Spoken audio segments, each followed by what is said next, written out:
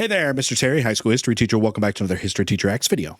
All right, yesterday I posted a video that talked about the pardoning of Hunter Biden by his son, President Joe Biden. And then I went over the history of pardons in the United States. And I would highly suggest checking that out. I'm going to link it down below. But now I wanted to see Legal Eagle's response to it, see what he's got to say, and I'll try to interject some of the historical stuff along the way. I also asked a question in my last video, and I'll ask it again here. What do you think about the pardon power of the president? Do you feel like it's an important thing to have? What limitations, if any, do you think there should be on the power of the pardon? Let me know down below. All right, but let's check this out. All right, here we go. President Biden has pardoned his son Hunter. This is an abuse of power.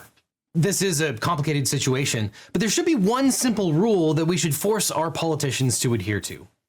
Presidents should not use their office for personal gain. Now, it's debatable whether this is a norm or an aspiration, but even if it's not codified anywhere, we should force our politicians to adhere to this rule. It'd be interesting to see what he says about like the personal gain aspect to it. Now, in my video I had done before, I was talking about it relieves him, I guess, from continually prosecuted on a couple of the charges. One was that gun charge, where it fills out part of the paperwork, not truthfully, with his drug usage before, and then the one about taxes. So you had those there. But I did also bring up the other uses of the pardon, even for family members. And you can see that Abraham Lincoln did it. Bill Clinton did it. President Trump did it. It's interesting yet to see it, but we'll see what he kind of brings up as kind of like his, I don't know, I guess justification for this. This isn't the first political or self-interested pardon, and it certainly won't be the last, but there is no argument that this is not a self-interested pardon. This is a pardon for the president's son because he is the president's son. And look, it is completely understandable that an aging father doesn't want to see his only surviving son go to jail for what might be the rest of that father's life. And in the letter, I actually go over the short letter that Biden sent to the press, sent to the public about it. His big, I guess, fear was that the kind of things going against him there are especially like politically motivated to really go after like Joe, and that I think he's obviously fearful that if not pardoned, then that will like continue to happen once President Biden is out of office. And he says it's been kind of like an unfair thing that goes after Joe when his son, who he's, trying to prop up, he's saying, he's like a sober drug addict, been sober for this many years and these sort of things, and doing the right things, paid the taxes that were still owed plus interest. He's just, trying to do that. And he actually, even at the end of the letter, he's like, I would hope that, any father would also understand this decision. But it is as understandable as it is indefensible. President Biden is a father, but more importantly, he is the president of the United States, and this use of the president's power should be unacceptable. Now, this pardon is broad. The president issued a full and unconditional pardon for his son Hunter for offenses Hunter, quote, has committed or may have committed or taken part in during the period from January 1st, 2014 through December 1st, 2024, including the cases he has in Delaware, for which he was convicted on June 11th, and in California, to which he pleaded on September 5th. In the accompanying statement the president issued, this is the letter he made it clear that he believes that Hunter Biden was, quote, selectively and unfairly prosecuted simply because he is his son. The president wrote in part, quote, I also believe raw politics has infected this process, and it led to a miscarriage of justice. Now, there's no dispute that legally the president does have the power to issue this pardon. Right. But this kind of unchecked pardon power is wrong, and President Biden knows that it's wrong. And there's one surefire way to know, which is that Joe Biden said he wouldn't issue this pardon over and over again. So, now what definitely I think changed it was also the outcome of the election. Maybe he would not have done that if Harris had won, but he believes, Trump will try to go some kind of like a revenge mode, I guess, because, he's also been on the accused side of so many crimes as well, and has a similar idea about political opponents, coming after him. So you've got that going on. And I wonder with God, I keep forgetting his name for Legal Eagle. Is the pardon thing more about it because it's his son? Because he's talking about it was like for political gain, or again, it's about himself, or more like about his son, or is the big grievance that it is his like a family member? We know that's not anything that's ever been, unique to this situation. We'll also be interesting to see how many pardons actually end up going through. When I made that video a few days ago, there were, I think Biden had done, it was in the 20s still of pardons, and it can be not uncommon to do hundreds.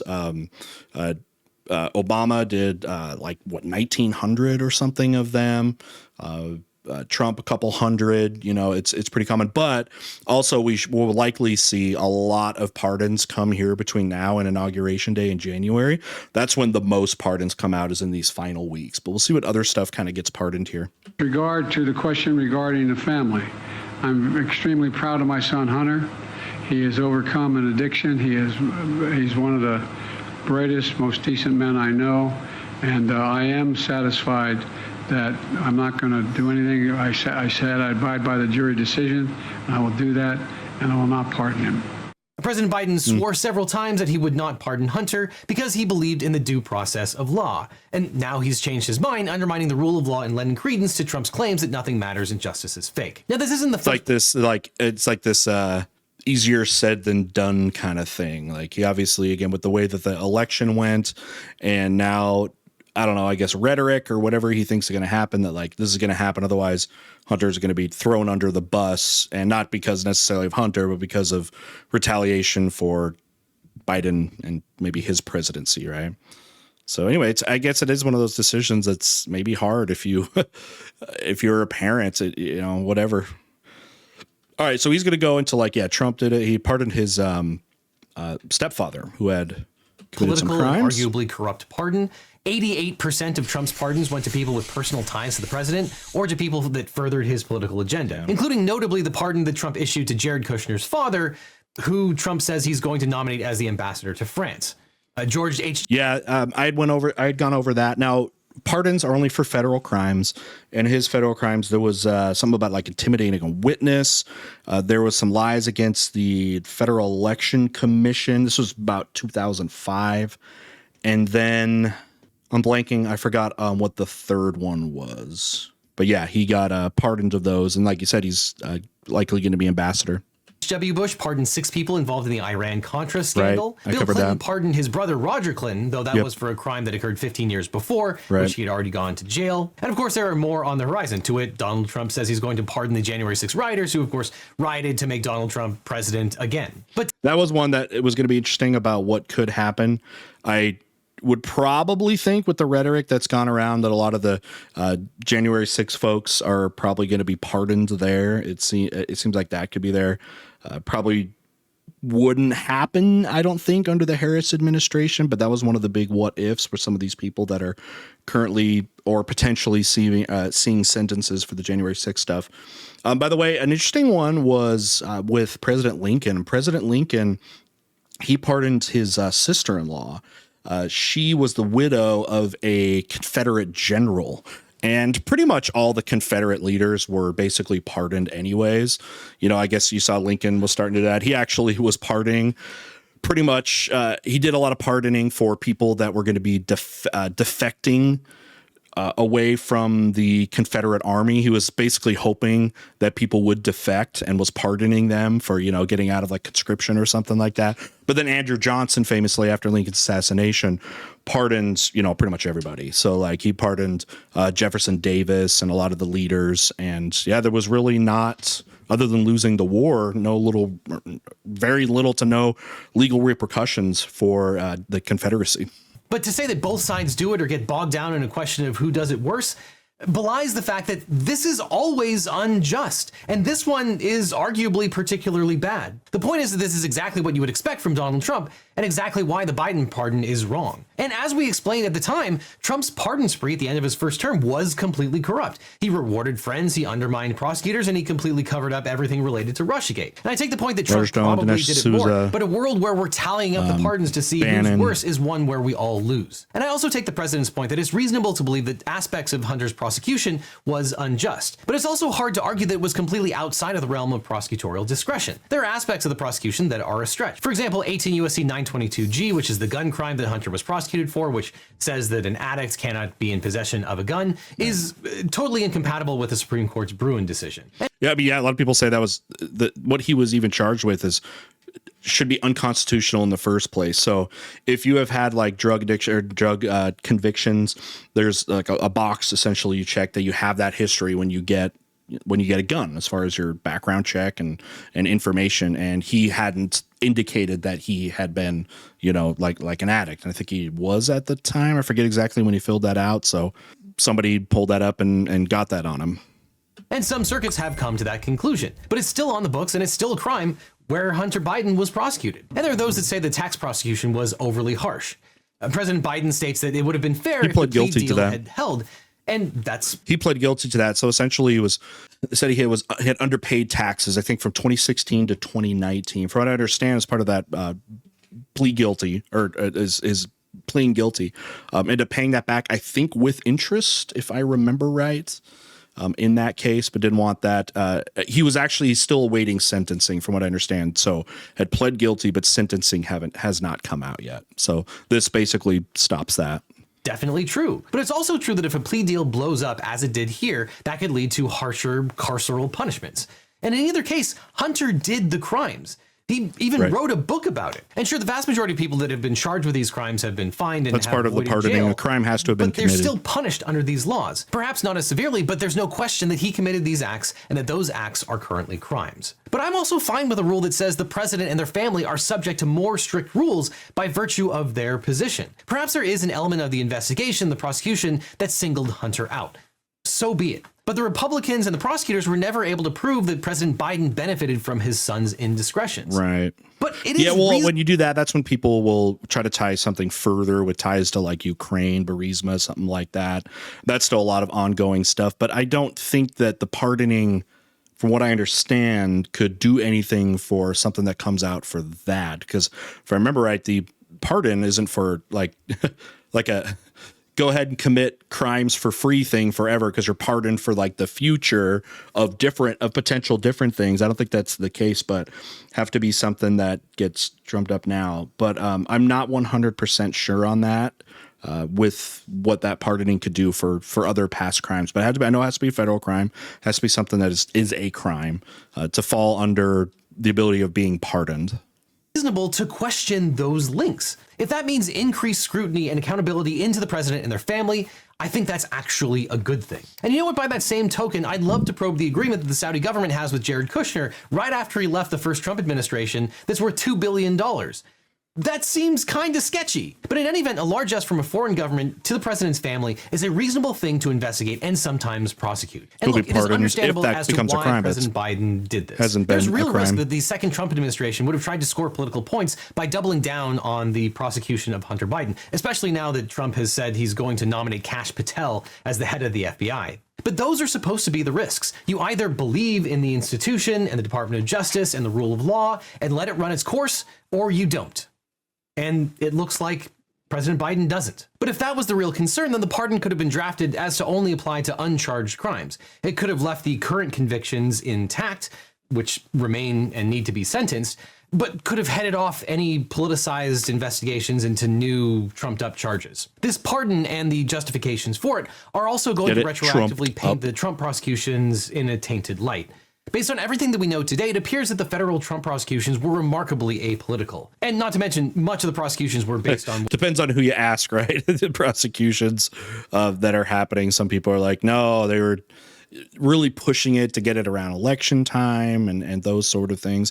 And a lot of people are like, hey, Trump pretty much had to run for that second term because otherwise he maybe end up going to jail for those things. But I assume, and I saw that legaleagle had done a video that, and I haven't checked it out yet, though, that said something about like Trump will never be convicted of the crimes, like the outstanding stuff. Such as stuff's going to get thrown out the window, or it's going to get pardoned, I guess, or Supreme Court stands in or something like that. Could be an interesting thing, but I don't know. What do you guys think about the idea that Trump did especially run to basically get away of some of the legal troubles that have come over these last 4 years of those accused crimes. What was just plainly out in the open. But the prosecutions were unusual only in the sense that a president has never committed these types of crimes before, not that they were being prosecuted. But many will now reasonably look to the justifications for this pardon and say, see, Biden's DOJ is corrupt. If the president himself says that the Department of Justice is political and selectively prosecutes his son... Well, I guess that wouldn't really be the Department of Justice. That would be him, because he's the one who did it. It is much harder to defend the Trump prosecutions, which is a tragedy because, love him or hate him, Attorney General Merrick Garland appears to have bent over backwards to make the Trump prosecutions as apolitical and as institutional as possible. But the fact is, problem is nobody believes that. I feel like at least not anybody on the people that support, Trump. You can see how that affected him negatively in no ways that are of any way quantifiable towards his electability as a president with all of those accusations out there. Hunter Biden was not selectively prosecuted. And here's the thing, neither was Trump. But President Biden threw his own Department of Justice under the bus and claimed that it was selective prosecution. Now, I don't really think that this will change any of Trump's behavior or actions in the future, but it will give cover to a lot of people who will say that both were selective. And the history books aren't written yet, and the people are going to debate the Trump prosecutions for decades. And I think the narrative matters, not the least of which because there is an entire right-wing ecosphere that lives in an alternate reality that's hell-bent on painting their felonious president as a saint. And this is where he it's so funny. We know about kind of how he espouses himself politically and stuff like that. That he goes off on President Biden here, but he always, of course, wanted to make sure, Trump gets his jabs at it and saying, hey, they both are doing things that seem like an abuse of power. And here you go. So he didn't want to let either one of them off the hook. But he is, I guess you would say, being consistent, at least in his beliefs, about that some of the pardoning power has been an abuse. Yes, President Biden is a dad, and that explains his actions, but it doesn't excuse them.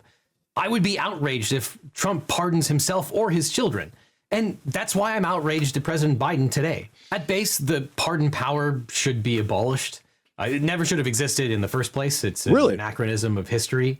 It's interesting. Yeah, I wondered about that. I got to look at some more of the arguments a little bit closer. Alexander Hamilton is kind of the one that has said that really brought that to the Constitutional Convention, and it goes back to England. But yeah, it's been very debatable about it. And again, ask you guys once again, what do you think about the ability to pardon? Is that something that should exist? If so, should the power be more restricted than it is now? Should it be granted further than it is? That's part of it too. Now, one of the rules too is also for things like impeachment, like you can't do pardoning and things that are surrounding impeachment, and that would make sense. And I guess I'm just sad. Institutions and norms are being torn to shreds in front of our eyes. And look, I recognize. I don't think has there been a time in history I got to think about further, and if there's sources I can find on this, has there been a time where people have been so faithless in American institutions right now? Almost all of them. Department of Justice, State Department, education. It's like these institutions, which were a major part of American history at different times of history, depending on when they came in, are so unfavorable right now. And how do you restore that? Can we ever do that again? Or do we just live in an era where things can be so controlled in a way, in the fact that you can say anything you want with accusations? You can also, there's more accountability than ever when you're talking about this because of the way that the media is today and the ease of media, that accountability for institutions is at such a high level that it's so easy to expose them. And it also, of course, is a vehicle towards misinformation, which we also know is a problem because it's hard to determine information from misinformation. So I don't know. What do you guys think, again, about this idea that institutional confidence is low as it ever has? And what is the future of our institutions as far as our faith in them and getting people to believe in those once again? Fault for that is not evenly distributed. But this is a race to the bottom. People are not being punished for corruption and manifest illegality. We see that with the end of the Trump prosecutions, decisions of the Supreme Court regarding immunity, and we're likely to see that here with this pardon. On the spectrum of too many prosecutions of politicians to not enough prosecutions of politicians, we are currently way, way on the side of not enough. And here there probably won't be dramatic consequences, and that is a problem. It's one in a long line of things that should be punished by the electorate, but are currently not. This kind of behavior, whether it is from President Biden or former President Trump, should have made either of the candidates unelectable. But we aren't rewarding people for doing the right thing, and we're not punishing people for doing the wrong thing. Because, well, again, because no one cares about the institutions. No one trusts any of these things that are happening back and forth. And unfortunately, I don't see that trend changing anytime soon. And as I said at So the he beginning, thinks there's no. no dispute that the president actually possesses this power. But we're in really bad shape as a country if the rule is, if you're legally allowed to do it, then you can and should do it. I guess this is a good reminder that so much of what we've come to respect in our society and in our government is not about the law as it's explicitly written down, but is just a norm that we've grown accustomed to. We should call those unwritten rules, unwritten laws, things you just do or don't do, even they're not in writing. And yeah, those things are gone. Those things really are gone. It's so much about what you can do to be politically advantageous. People are pushing those limits, maybe more than ever, right? That is slowly eroding. And I wish I had more for you, but this is going to get worse before it gets better. He's sad. And, you know, even if there is a double standard where one side is supposed to be perfect and the other side can do, it seems, whatever they want without any kind of political repercussions, I think all we can do is that when any of this happens, we say it's wrong. Okay. And this and be pardon consistent of the president to his son is wrong.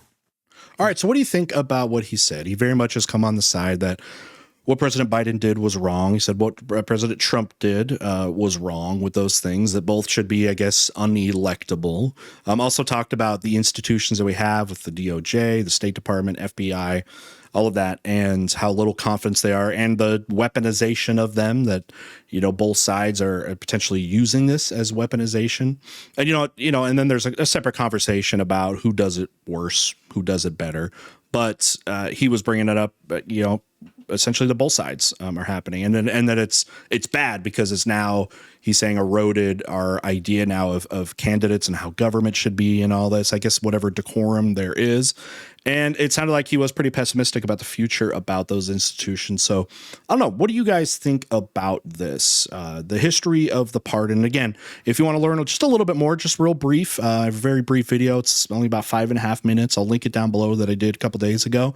That gives you a little bit about a background and some of the rules for it. And I would encourage you to look more into this idea of pardoning power, because one thing we know, can assume is that once people use it, and especially if people have crossed those like unwritten rules about what you do with the pardon, that people are obviously going to keep doing it, right? Once that line's been pushed, that line's never going back. So what do you think about that? All right, with that, we'll see y'all next time.